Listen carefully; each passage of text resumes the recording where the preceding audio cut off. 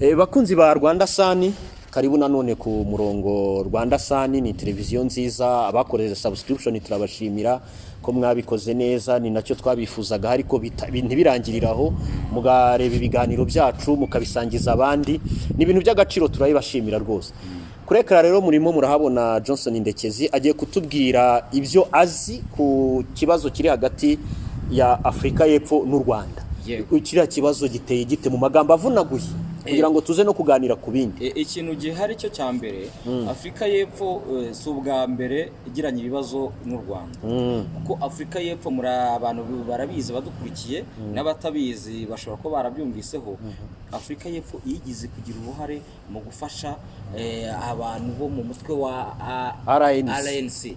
Uwo mutwe wa RNC nuriye waba Kayumba, Nyamwasa, Karegeya n'abandi bose.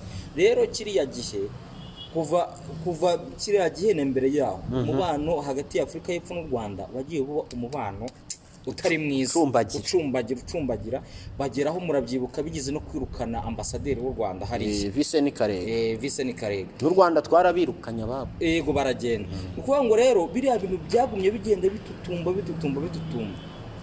No muri gihe cya M23 imwe ya 2013 imwe yaje kureka imirwano, Afrika y'Epfo na Tanzania nibo bageze uruhare runini mu kuza gutabara ubutegetsi bwa Repubulika ya Demokarasi ya Kongo. Nejo bundi rero M23 yongeye kubura imirwano, mu hantu barabyibuka haje umutwe w'ingabo zo mu bihugu by'uburasirazuba SADC. Oya, EAC nibyo baraza baje kujya hagati y'abarwana. Niyo yari misiyo yabo, kugira ngo habeho ibiganiro. Umuhuza yari Uhuru Kenyatta. Yari Kenyatta.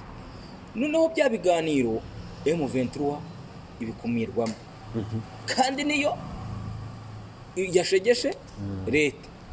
Ngira ngo abantu barabyibuka ibiganiro ubwo M23 agira akemera gusubira inyuma, abayobozi baziriya ngabo yari Major General Ndera wa Kenya.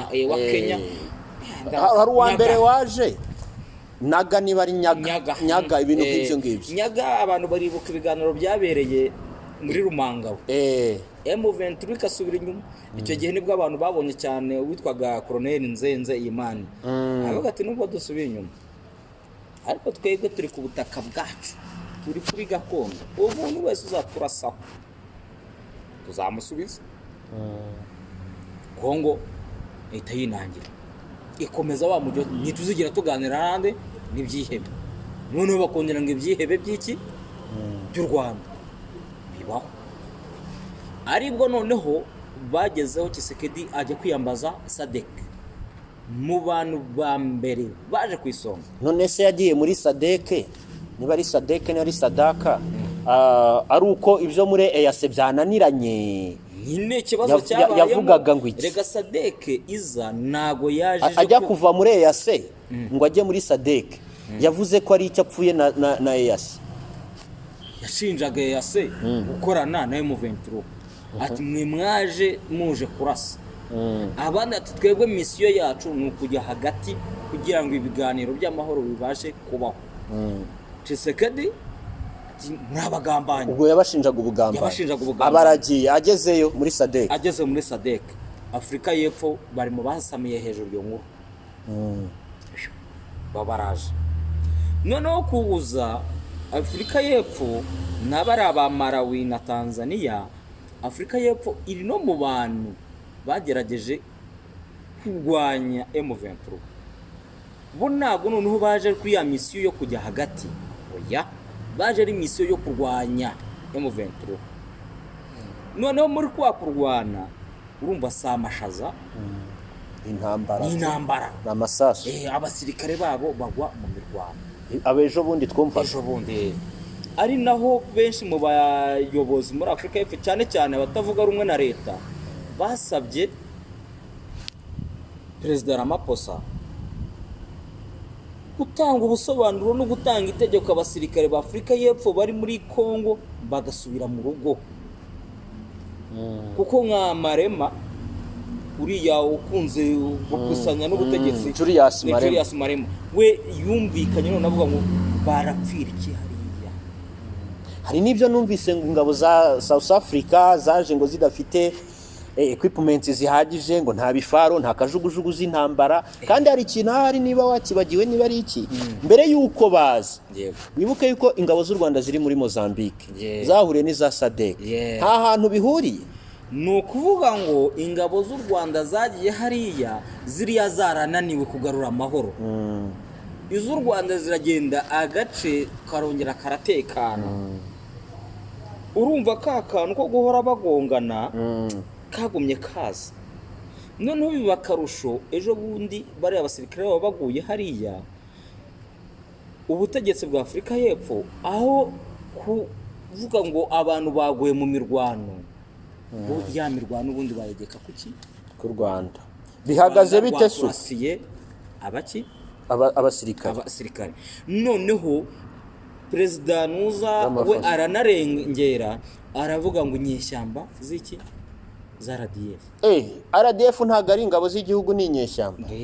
Reka ariho perezida wa Repubulika Paul Kagame yamusubije avuga ati iki ni igisirikare cy'igihugu. Bihagaze bite kugeza ubu rero ahantu bihagaze umubano noneho byajemo za kidodo. Ambasade barongera bazifunge uko byanashoboka, kuko nimba u Rwanda sibyo nako nimba South Africa irimo ishinja u Rwanda kubarasa, kandi u Rwanda ntiruri muri Kongo, igihe cyose ruvuga ko rutari muri Kongo, abandi nabo bati murimo muraturasira abantu. None bagezeho biyambaza urwanya ubutegetsi bw'u Rwanda. Abo ni bande? Abo ni bande? Ubu ni General Kayumba Nyamwasa. Reka ubu tuvugana kano kanya hari inkuru imaze gusohoka. Umuvugizi wa guverinoma y'u Rwanda Yolande Makoro yatangaje ko ibitangazamakuru byo muri Afurika y'Epfo byatangiye guha urubuga Kayumba Nyamwasa wamaze guhamwa n'ibyaha mu Rwanda, bihamya neza umugambi iki gihugu gifite wo guhungabanya umutekano w'u Rwanda. Uwo ni umuvugizi w'u Rwanda Yolande Makoro. Bivuze ngo n'ubundi kuba u Rwanda ruvuze ngo bihamya ko bafite umugambi wo guhungabanya sibyo ubutegetsi bw'u Rwanda, kandi uwo mugambi n'ubundi urongera ukaza kuba South Africa ingabo zabo ziri muri SADC zirimo zikorana na FDLR, zirimo zirakorana na FARDC sibyo, bisobanura ko n'ubundi uwo mugambi n'ubundi barawufite. Kuko nagwambwira ngo ibihugu byagiye kugarura amahoro nk'uko bo babyise, ariko noneho bigakorana n'umutwe w'iterabwoba wigamba gukuraho ubutegetsi RNC. Kayumba Nyamwasa na FDLR. Ubwo ni coalition y'ibintu nka byinshi. Hari Afurika y'Epfo yari isanzwe ikorana na FDLR, none ubu ngubu yinjijemo na RNC. Bacamatanye. Urumva ubu Kayumba niwo muntu noneho ngo ni impuguke bamuhaye platform, ngo bamuhaye platform noneho bakagiro bakagaragaza uburyo ki ari umugabo ukomeye cyane, generale. U Rwanda rero ati biragaragara ko Afurika y'Epfo umugambi wo guhungabanya umutekano w'u Rwanda ni mabi, barawunogeje. Ahubwo ubwo igikurikiyeho bo barimo barashaka inzira zose zo kunyuza zo guhuza ibyo bintu. Ubwo ariko ko numva biri ari bigari. Hari muri iyo leta y'u Rwanda ivuga ikibazo ifitanye na bari abantu, ivuga yuko harimo Repubulika Iharanira Demokarasi ya Kongo ifatanyije na leta y'u Burundi, ifatanyije na FDLR sibyo, hakazamo Wazalendo bo n'insoresore zaho ngaho, none hajemo na RNC.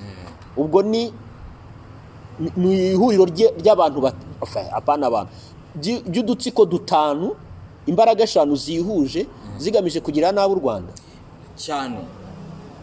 N'ikimenyimenyi ejo bundi umukuru w'igihugu niho yavuze asubiza Ramaphosa, aravuga ati RDF ni ingabo z'u Rwanda ntabwo ari inyeshyamba.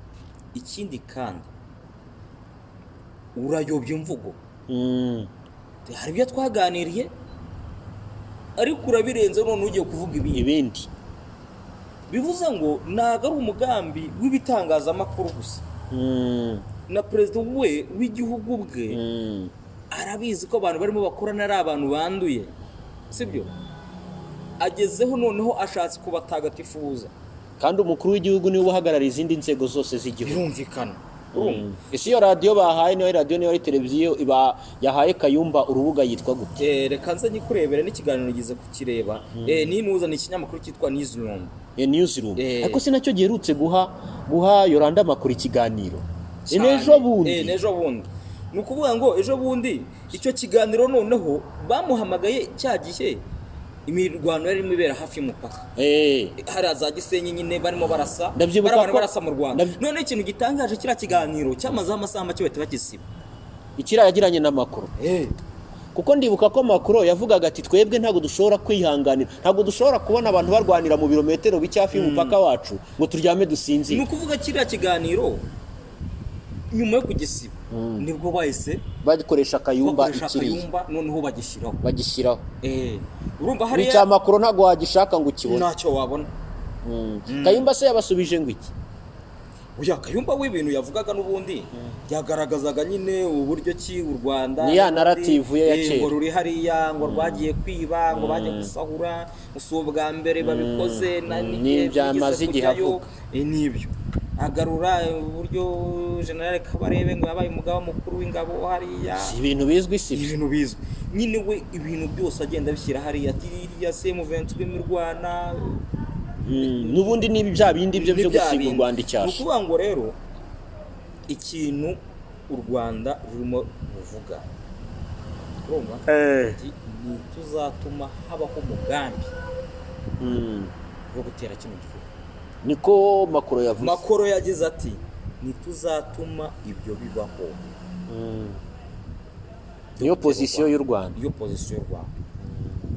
Bivuze ngo rero ibintu by'umubano w'u Rwanda na Afurika y'Epfo bigiye kongera bihinduke. Mu cyumweru gitaha dushobora kuzumva andi makuru. Kuko urumva niba Afurika y'Epfo ubu bashinjaga u Rwanda ngo rwabarasiye abasirikare. Noneho ikintu kinatangaje bari abasirikare ubu bari mu ibambiro, kira kigo cyo mu ahantu bita mu ibambiro uri mu Gisake ba South Africa, bo barimo banisabire mu 23 ati mudufashe tubone ibyo kurya dukoresha ikibuga cy'indege cya Goma. None humva bari abagabo nabo ahantu babera kaga ngo tubone n'ibikoresho. Wowe watuma umuntu wirukanye umuntu wakorasaga wagira iki ugize amahirwe ahubwo umukiza ahantu hamwe none ngo tubone n'ibikoresho. Mudufashe kubona ibikoresho. Ariko bamwe muri bo baranasabye ko bafashwa kwitahira. Urumva ahubwo kira gisirikare cya Afurika y'Epfo n'ubu amakuru ahari nuko bo barimo bariyegeranya kugira baze kongera guha umusada nde FDLR na FARDC ngo barebe ko bariyegeranyiriza hese baracyari Kongo cyangwa bamwe basubiye iwabo cyase bose. Oya ntago ari bose baracyariyo, abasubiye ni bake ariko abandi baracyari mu bigo. Ariko noneho Afurika y'Epfo yo irashaka kongera kudeployingayo abandi noneho ngo babahereza n'ibikoresho n'iki byose ntago bizakunda. Urumva rero kuba noneho batangiye noneho kurinkinga Nyamwasa hariya n'ubundi niba urumva aho kuzanamo Nyamwasa ni bya bindi bavuga ngo niba ari iki. Urumva hari ibintu byari bisanzwe atari byiza ariko noneho uzanye wongeye ushyizemo n'uwo wundi ndakeka ko bitari muri byiza. Urumva nanuza na Minisitiri w'Ububanyi n'Amahanga w'u Rwanda aherutse gutangaza ko duhongere kandi ubwo nabwo yabibwiraga televiziyo ya hehe yo muri Afurika y'Epfo SABC ko nubwo Afurika y'Epfo n'u Rwanda bidahana imbibi ingabo zayo nizifatanya n'abashaka kugabaho ibitero uzahagana. Urabibona ute rero dusoza iki kiganiro tugiranye ambasade zirafunga Ramaphosa n'abajyanama be baricara basasa inzobe bavuge bashyire ku munzani intambara rero iraba hagati y'ingabo z'u Rwanda n'iza Afurika y'Epfo aho baba barwanira hose ntuhambaze wowe iyo ubireba mu minsi iri imbere ubona biri kugenda biganisha ni ukuvuga ahantu biganisha nk'uko pozisiyo y'u Rwanda urumva igaragara buri gihe u Rwanda rwo rugaragaza ko rugomba kurinda imbibi zabo. Niba Afurika y'Epfo nk'uko Olivier Nduhungirehe aherutse kubitangaza, Afurika y'Epfo nitiza amaboko bariya bafite umugambi wo gutera u Rwanda, urumva u Rwanda ntabwo ruzabifata amapfubyi, ariko ntabwo uzi icyo ruzakorana, ariko birumvikana u Rwanda rwatera Afurika y'Epfo, ntabwo u Rwanda nk'uko Nduhungirehe yabivuze, nubwo u Rwanda rudahana imbibi na Afurika y'Epfo rufite iturufu, rufite uburyo buzabigera, bo bafite uburyo bazabikora. Noneho bariya niba bashozaho intambara bazarwana nyine, urumva u Rwanda rufite kata zarwo bo bafite uburyo bwabo bazakora utuntu twabo kabisa, bafite uburyo bazakora utuntu twabo. Ariko ikintu gihari mu by'ukuri, kuba Afurika y'Epfo yatangiye gukoresha platform aba bashaka guhirika none ubutegetsi bw'u Rwanda, noneho bari muri Afurika y'Epfo, ni bigaragaza ko na wa mugambi bafitanye n'izo za FARDC na za FDLR noneho bageze iki wawunogeje bamaramaje kabisa. Rero u Rwanda ruvuga ngo